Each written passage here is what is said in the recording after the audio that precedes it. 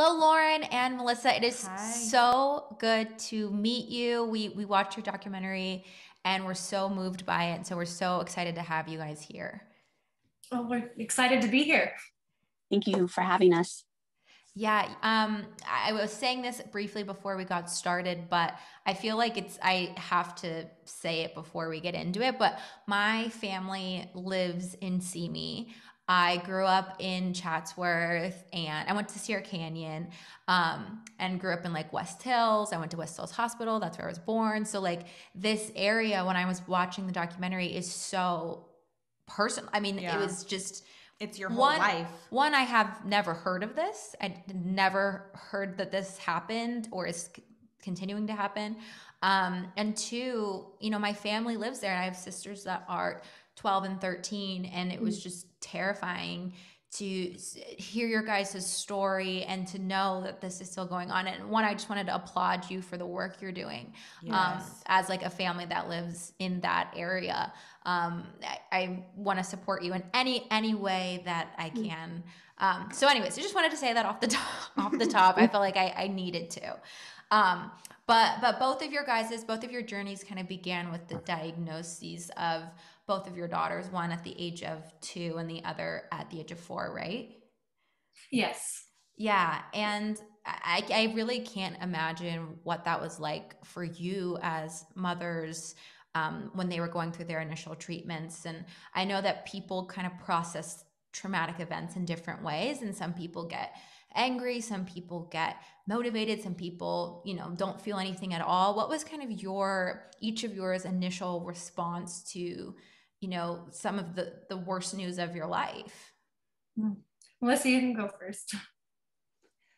Okay, well, my daughter was 4 when she was diagnosed, and we had done everything right. We kept off the dirty dozen list to make sure we were eating the safest fruits and vegetables. We were, I breastfed the whole time. I was careful. I mean, we were really careful. And she was super, super healthy, outrageously so, like the kind of kid who was jumping off tables before I could catch her and walking early, talking early, never keeping up with her. And so when she started taking naps again, when she was 4 and just wanting to cuddle, and she's a go girl. She's not a like, let's sit here and cuddle for half an hour girl. We knew something was wrong. Just would have never imagined cancer of all things, because like you, I've lived within 15 miles of the Santa Susana Field Lab my entire life and never heard of it. Wow. Yeah, it was crazy. And then I met Lauren towards the end of treatment for Hazel, her daughter. And we kind of got to know each other a little bit, but it wasn't until my daughter relapsed in 2017, about the same time as Hazel, that we became like sisters. I mean, our girls were in the rooms next to each other. And I think it's kind of like being in the army or military, Yeah, definitely. Yeah. You go through trauma together and you become sisters. And one thing that I think is funny, I just want to share real quick, is that Lauren and I used to sneak in wine to the children's hospital. And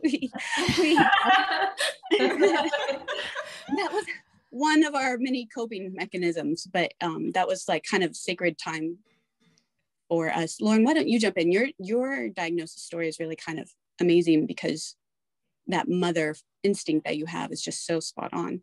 Yeah. But to answer your question, at first, when we first got the diagnosis, you kind of, you just go into work mode, because at the core, you want to save your child's life. And there's no time to really process what's happening. I mean, I know the same day.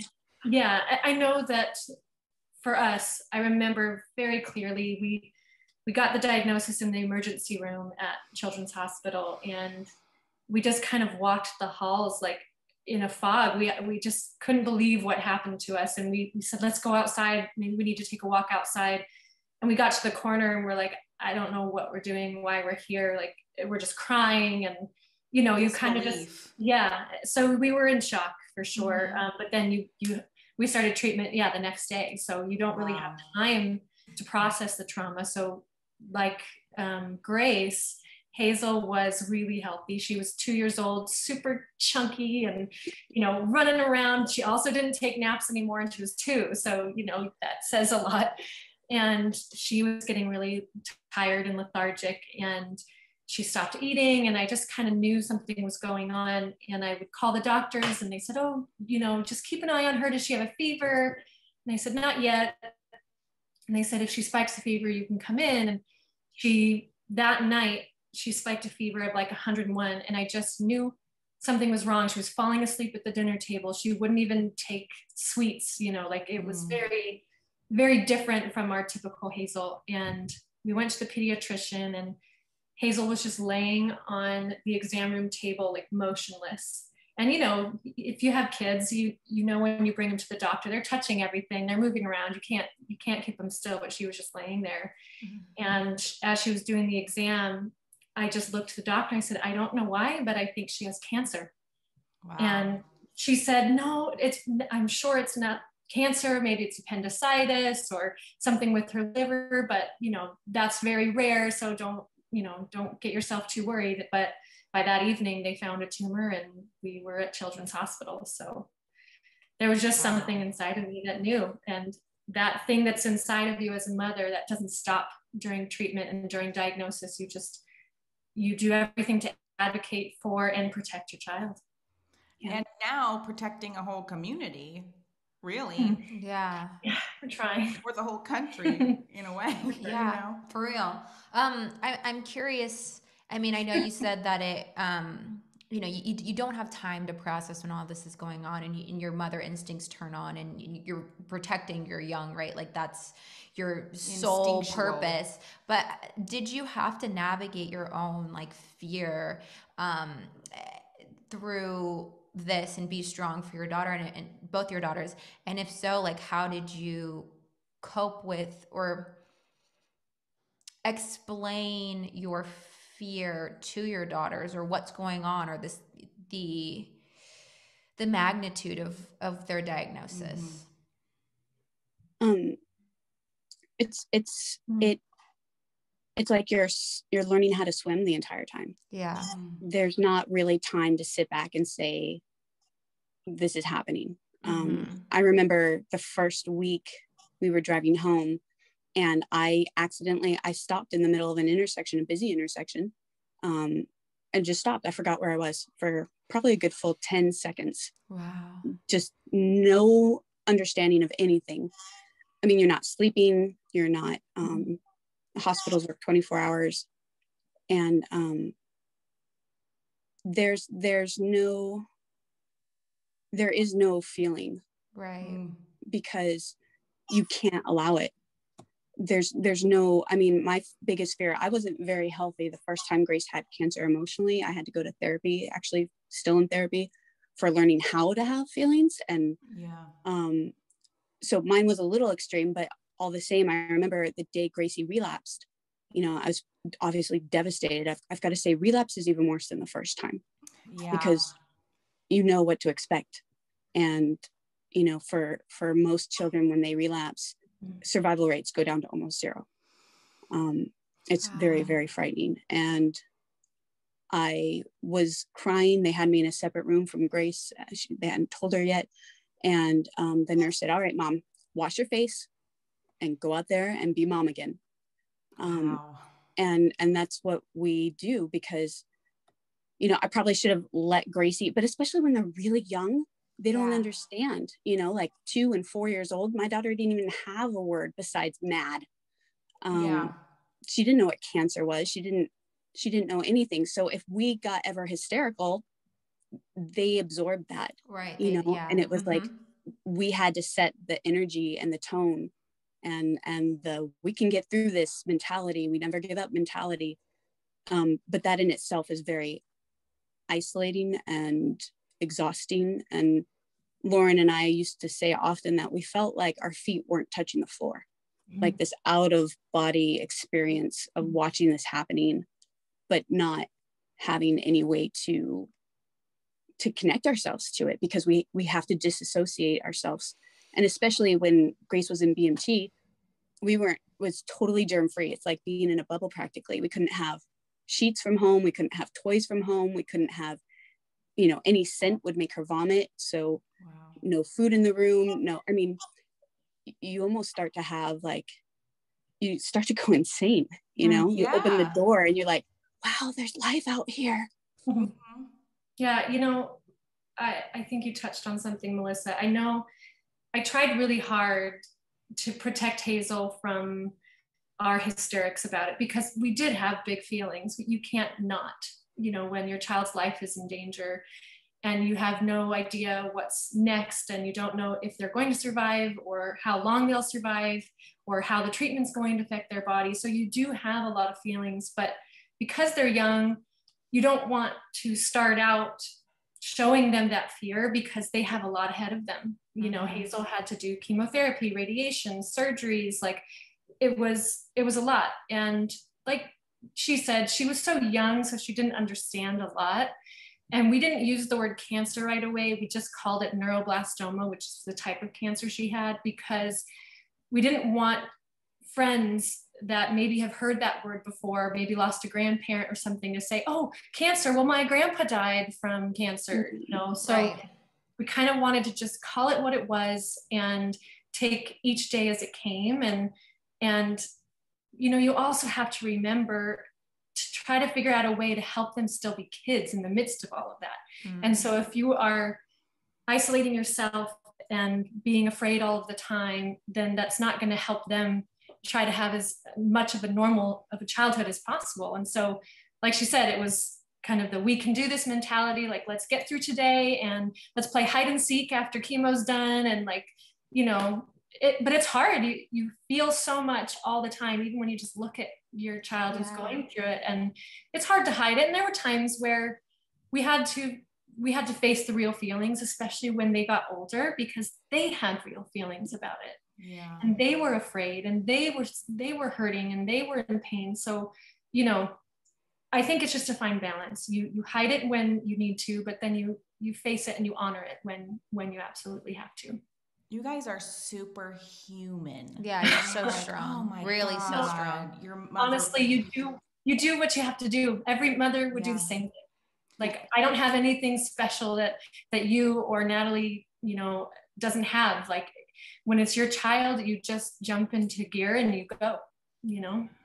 Well, we wouldn't be sitting here talking to you guys if it weren't for the Santa Susana Field Lab and for this documentary, In the Dark of the Valley, which is making its way around film festival circuits. But for those of us who have not seen it, can you go into kind of a brief overview of what it was, and if you had any knowledge of it at all before you had found out? Yeah, I'm curious if you guys knew about it, because I grew up there and had never heard of it.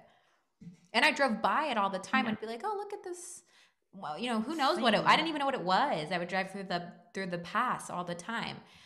So anyways, go on. Well, if it makes you feel better, it was a huge cover up for the last 60 years from day one, from the first nuclear accident. And there were many nuclear accidents at the site. They were sworn to secrecy. And this wasn't just, you know, some meth lab bum. This was the government. And so they could keep it secret. My mom would get precancerous tumors all over her mouth when she was a child and had to have those burned off. Nobody thought Santa Susana Field Lab. And then when she got a brain tumor later in life, nobody was saying, oh, could it be the radiation? When I got an autoimmune disease and had to have my spleen taken out, it turned out I had 3. I had a mutant spleen for real. Nobody talked about it. I mean, nobody was connecting the dots. And I think everybody just thought, oh, we're unlucky. And so the site itself was kept secret. They had 4 nuclear reactors because they were experimental, meant for producing energy. They didn't build a containment dome over it, you know, those concrete things. So if there is an accident, it doesn't get to the public. They didn't. They just had them in like 10 warehouses. And when they did start to overheat and they knew it, they wanted to meet an energy quota to get a government contract. So they actually opened all the doors to let that radioactive steam, you know, go out into the community. In addition to that, they took all of the nation's, well, at least from all of the nation, radioactive waste, and they reprocessed it there. There were lab fires, nuclear lab fires. There were nuclear spills. There was illegal, and this is something that's interesting that we didn't hear about it, because I think it was in 1994, 2 scientists blew themselves up by accident on the site. And there was an FBI raid. Oh my God. It's like out of a science fiction movie. And somehow we didn't hear, I mean, but it was in the news. I mean, it was in the paper, but still everyone, I think, just kept thinking maybe this is a one-off. This is it can't be that bad. Also, I think when you live that close to it, you probably don't want to know. Yeah. If you feel there's nothing you can do about it. So and I think go ahead. Oh, well, I was just going to say they also had over 30,000 rocket engine tests. They had over 1 million gallons of TCE, which is a Class A carcinogenic chemical, was lost into the soil. I mean, lead, outrageous lead. I mean, name something crazy dangerous. And not only was it at the site, it contaminated the site, the ground, the soil, the groundwater there. So like plutonium-236 has a 24,000 year half-life, is loose in the soil right now at the Santa Susana Field Lab. And somehow this isn't on the national news every day. So, so yes, it was huge, and yet somehow so secretive, and somehow still struggling to get the word out that this even exists so that people can fight it, because right now the polluters don't want to clean it up. And the regulating agency is in the pocket of the polluters. You know, Boeing owns most of it. Boeing has a lot of money, and we're losing the cleanup as we speak. We are not going to get the complete cleanup if things don't change. But it's hard to get change when nobody knows about it and how serious it is. Yeah, like Melissa was saying, so at the field lab, if people don't understand, there was rocket testing and all of these things that were done there. And then there was nuclear meltdown in the middle of the 20th century. And then it was covered up. And it wasn't until like 1970, when did Dan Hirsch and his students, I forget. 1979. Yeah, 1979. These students that worked with this man, Dan Hirsch, they uncovered the information and started to give this information to the public. But even still, the information has not been disseminated very well, and there's been a lot more efforts to cover it up. I grew up in the area as well, and I didn't know about it.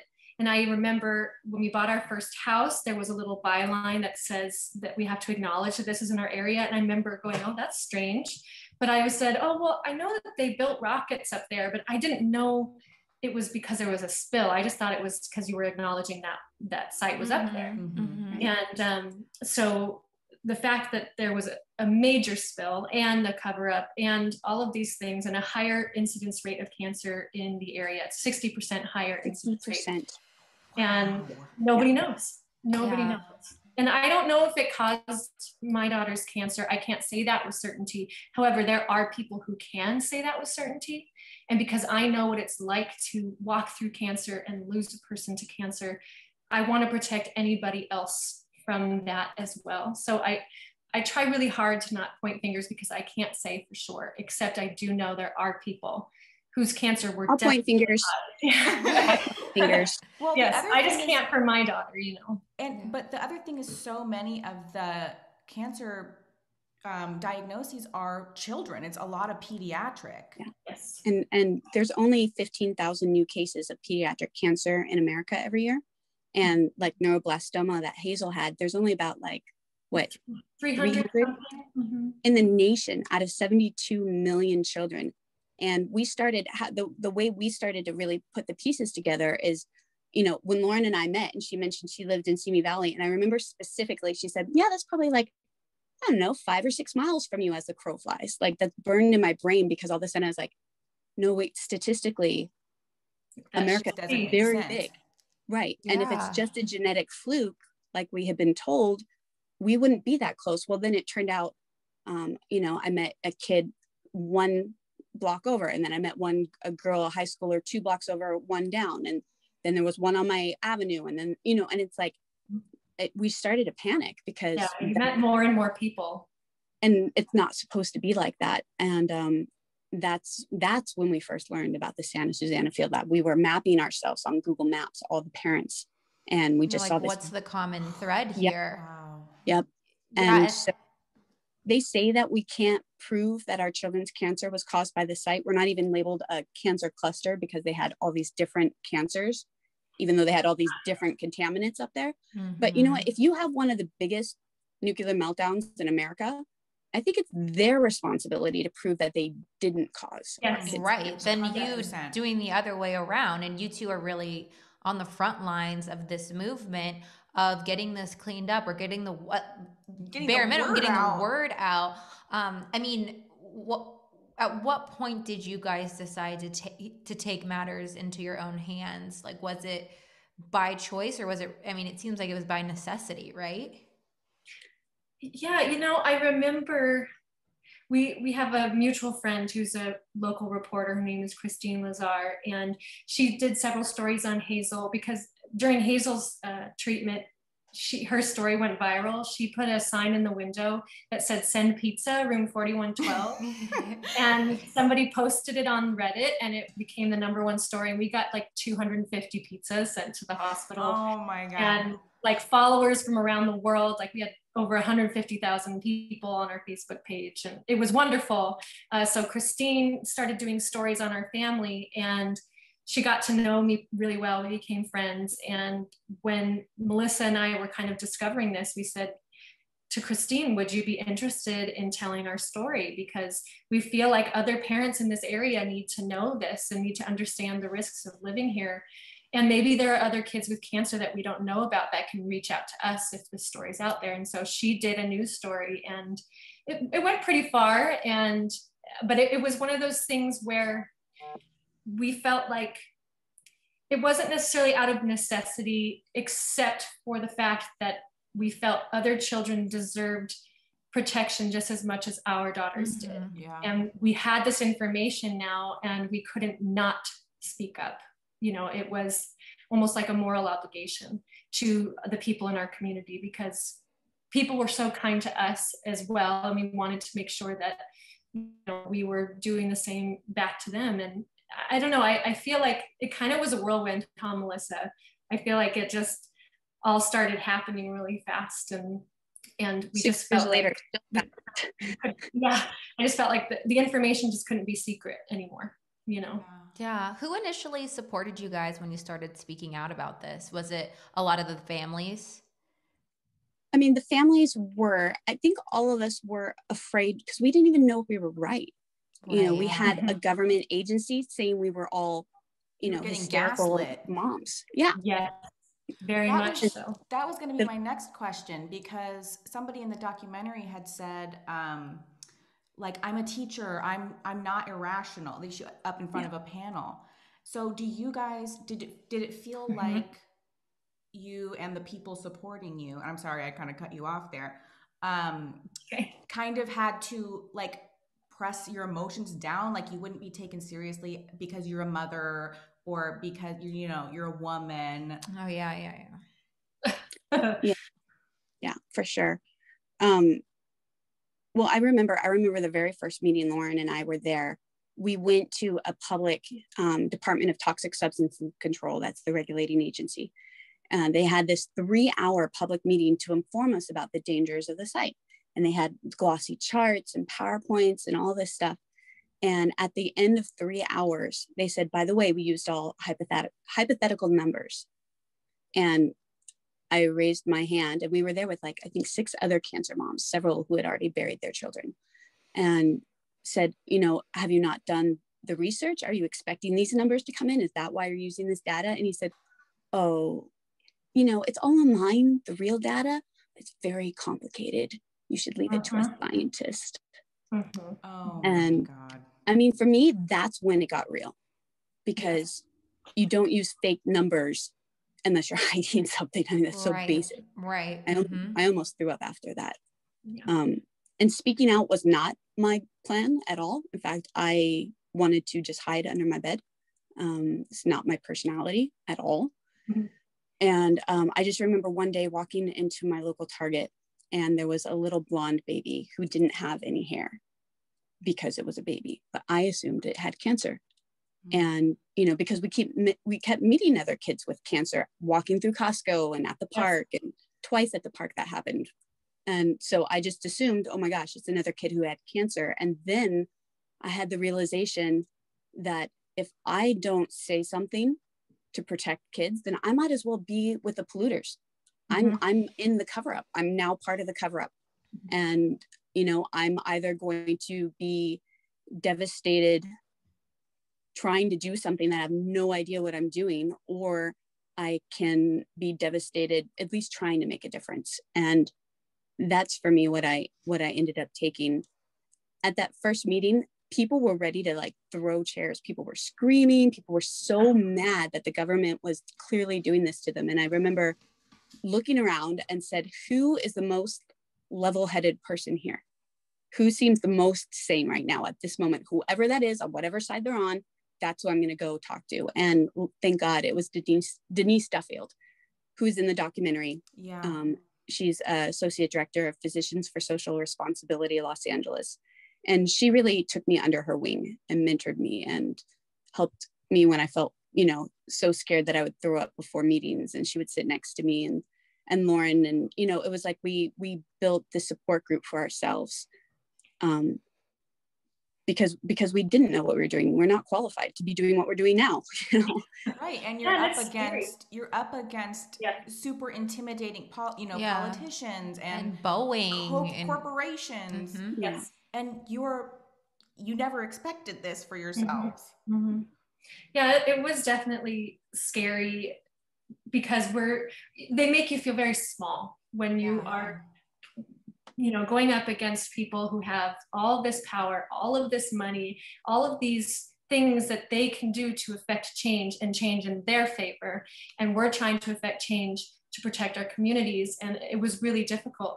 Like you asked, you know, did we feel like they took us seriously as women or as mothers? And I feel like for a long time, no. You know, I feel like there was a period of time where we were going to meetings and we were just the emotional mothers, you know, that didn't really understand anything. And I didn't feel like we had to hide our emotions because, to be honest, like we really couldn't. But also I feel like for some people, that was what resonated with them finally, because for so long, they were fighting against other protesters and other business interests. But when the people with the real stories came involved, all of a sudden people started listening. And then we signed the petition, or we created the petition, Melissa did. And when that took off, it was like, oh, wait, we have to take these people seriously. Yeah. I mean, this is just, the work that you guys have done is just, it's incredible. But I mean, this has also been through really horrific events. And Lauren, I know you lost your daughter, and I'm so sorry for that. But it seems as though both of you throughout this have found like your voice, and I don't want to speak for you, but maybe your life's kind of purpose. And do you think that we're in control of how tragedy defines us? Like what we, you know, you can't choose the cards you're dealt, but you can choose, you know, how you use them. Melissa, do you want to go first? You want me to go first? That's a weighty one. Let me sit with that for a second. Okay. I thought about this because you guys sent us this question beforehand. I listen to a lot of podcasts, read a lot of books, and it is a lot about how tragedy and trauma defines you, and how do you let it define you. And it's really easy to talk about it and to say, oh, well, you have to choose, but it is much more complicated. And, you know, Melissa has done such a great job. After I lost Hazel, like I had to back away from all of this. It was just too much for me. And honestly, I couldn't even keep my head straight for most of my life, let alone fighting big corporations. So, you know, she really took on the bulk of all of this. And I was a cheerleader behind the scenes, but I do believe we have a choice, but I'm still in the midst of trying to figure out what that choice is and how to make it. So I don't want anybody listening to think that they're doing a bad job or think that, you know, they can't let or can't define themselves outside of their tragedy, because honestly, like losing Hazel and her cancer journey has defined me in so many ways. And there are days where I can't get out of bed. There are days where I don't know what to do, but putting purpose to the pain has been what has propelled me to move forward. And this is a big part of that, like protecting children like my daughter, so that other kids don't have to be buried like my daughter, and other families don't have to suffer like ours. There is a empowerment that comes along with that. And without that, I feel like it would be even harder for me to move forward. So to answer your question, that completely makes sense. We've talked on the podcast before about toxic positivity and how you have to allow room to, in your case, mourn and grieve, and then also hurt and be affected by what's happening to you in order for you to move forward, right? You're just delaying all of that, or it's building all up. And then, but I love what you said, that putting purpose to the hurt, to the pain. Yeah, I got chills when you said that. Yeah, because it's not the absence of pain. It's, how you, I guess, reframe it a little bit. Yeah, but it's really difficult. Yeah, and I love that you're clarifying that, because I think people also feel the need to be like, I gotta, rise from the ashes, and like, and it's like, you don't have to. You can have the days where you're laying in bed. You can have the years when that's happening, and that's okay too. And I think you also said in the documentary something along the lines of, I'm not stopping, I'm pausing. Yes. And taking that time for yourself. And I think that's also so important. Like, I think a lot of times people think like they can't stop, right? Yes. But it's what's so amazing is that you have each other, and now you've created this kind of group of people who can all keep fighting, and it's going to just keep getting bigger and bigger. Yeah. And Melissa, that people can pause, because it's a lot of people are in your exact same position. Yeah. And Melissa's been so kind. We've talked about this so many times, is, you can only do as much as you can do, but even the smallest amount helps, even if it's just a moment. And I have to remind myself of that, because there's so many times I watch Melissa like kicking ass and I feel like, oh my gosh, I should be right there with her. And then I have to remember, like, my journey is going to be different than hers, and what I can give is going to be different than her. And that's okay. And I don't need to compare myself. And Melissa doesn't need to compare herself to anybody else, but she's making the difference that she's supposed to make. And man, she's doing like the most incredible job. So seriously. Yeah. Well, I don't know that I could stand a day and keep up the way you do, Lauren. Like, and we luckily we have such a good friendship. We can talk about that bluntly. Yeah, I got dressed today, so hey. I know. Hey. We always say, "Are you sober?" We'll celebrate it. Sober during the day. I'm sober today. Yep. There we go. Hey, there we go. Baby steps. It's the little baby steps. Yes. I think for me, the first time Grace had cancer, I did have a very like, let's get up through the ashes. We can win. We're gonna prove ourselves. When she relapsed, it was like all of that went away and 1,000 times negative. Because you realize like all the good vibes you want still can't control anything. Yeah. And the loss of control of that in itself is very traumatic. Yeah. But that did give me an opportunity to deal with my emotions a little bit more. What I hope you guys are editing this at some point, because I forgot what Lauren was saying that I'm now trying to answer. No, you're fine. Yeah, no, this is all edited. Yeah. Don't worry about it. You can start your answer over too if you wanted to say something else. Okay, we were saying about we were just how does tragedy define us? Mm-hmm. Or are we in control of it? Okay. Yeah, I think the pain dealing with trauma for me was a daily choice, sometimes a minute to minute choice of would I go forward or would I go backwards? And for me, my faith was a huge part of that too. I don't think I would have survived without it. And I got this tattoo. It says, "Great is thy faithfulness." And that was a hymn that I sang every day in the hospital shower. as kind of my theme song that God would provide for me what I needed for that day. You know, might not be what I want for tomorrow, but for that day, I was making the choice to keep trusting and keep trying and keep going. And then I tattooed it on my arm just in case I forgot. But we need that daily reminder. Yeah. But I think there's a beauty that I never saw before in life of being broken. You know, Americans don't like broken. We don't like failure. We don't like slow. You know, we want it. We all don't shiny. like healing. No. And there's, you know, I know Lauren has probably been asked this 1,000 times. Are you better yet? You know, or at least right. Are you over it? Yeah, right. Let's move on. Get the past behind you. You know, and it's like my trauma isn't even as deep nearly as Lauren's, and there will be no getting over it for me. You know, but I've learned to embrace that broken part of myself that every now and then needs to come out and just be broken, not for the sake of even healing it, just for the sake of just to be. You know, my daughter had cancer that deserves to be mourned and deserves to be broken, you know? And that's kind of something new to me that I'm still just starting to learn of, like, I don't need to be okay. Yeah. And that's okay. It's okay to not be okay. Is my mantra. And sometimes it's even healthy to not be okay, because you're just masking when you're pretending. And at some point it's all gonna come to the surface. Yeah. Would it be bad if I said that sometimes when people wear cool vibes only that I want to punch them? Not at all. Not at all. I'm saying with this toxic positivity thing, where it's like you have, or you know, it's like you have to be happy all the time, or bad things are gonna happen. It's like bad things happen to the best people I know. It's like and to children. Yeah, my daughter didn't do anything, remain negative in order to create her cancer. You know. Right. Yeah.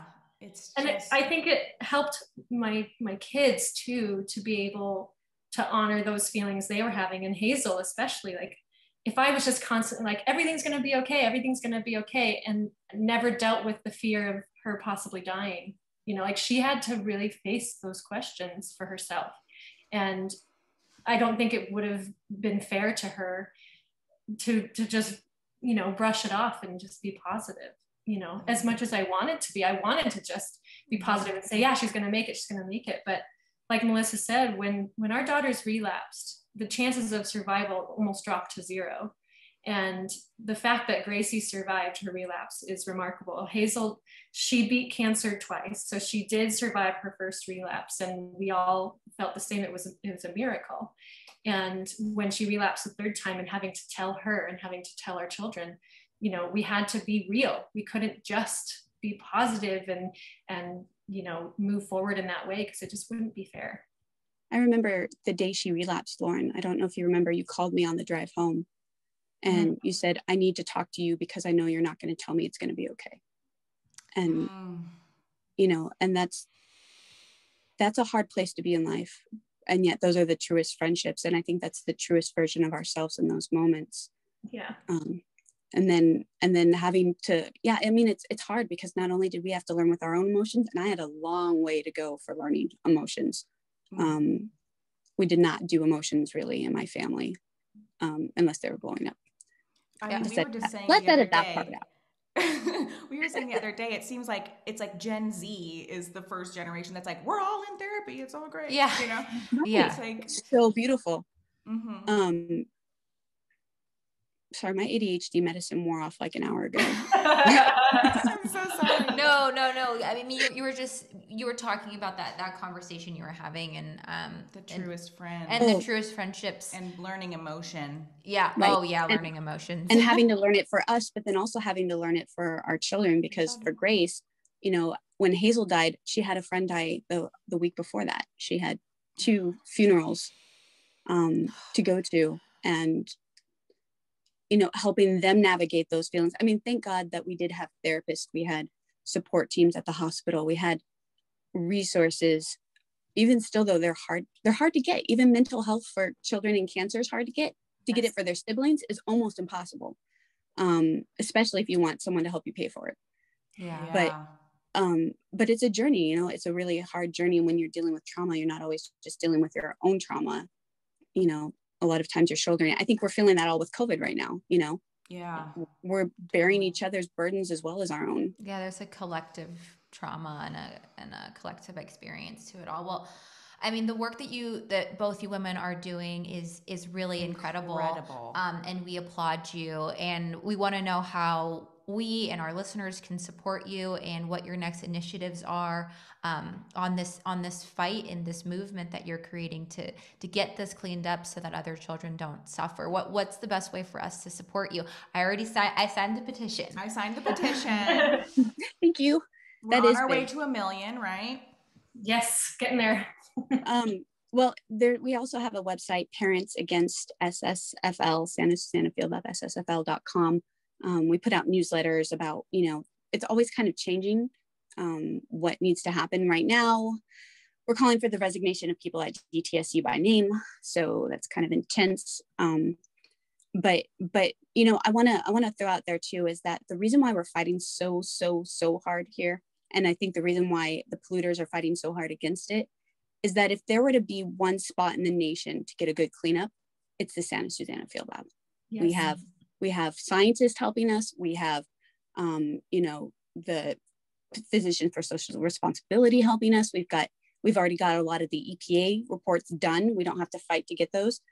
And there are sites like ours across America, even way worse than what's happening here. Pediatric cancer clusters all around them. On the indigenous people on their reservations, uranium poisoning is outrageous. Jeez. And so we're fighting to set a precedence here. Yes. That will hopefully affect the rest of the nation and protect the rest of the nation's children too. And I really believe that. So, if people can donate, if they can write letters, if they can email, if they can knit sweaters, whatever their capacity is to help, we could use it because, we're not. Even word of mouth. Mm-hmm. Yes. Telling your friends that this is happening. I just told my mom who lives there, and she was like, "Oh, I have heard of that, but I didn't really know it was that bad." And she still felt like she's going to be listening to this episode with her, jaw to the floor. Yeah. I mean, it was one of the largest nuclear spills in American history. It's not just some small accident. So I feel like more people need to know. And I think, like Melissa was saying, contacting your representatives or putting pressure on the representatives for this area is one of the biggest things you can do. And everything's accessible on Twitter these days. So you can tag your representatives on Twitter and they'll see it, and sharing about the Santa Susana Field Lab. And hopefully when the documentary is more accessible and not just on film festival circuits, they can share that as well. Yeah, definitely. Well, thank you both. It was so incredible to meet you and talk to you. And thank you for what you're doing. And we will be supporting you as you continue. Yeah. Thank you so much for having us. Thanks. Yeah, thank you. Thank you.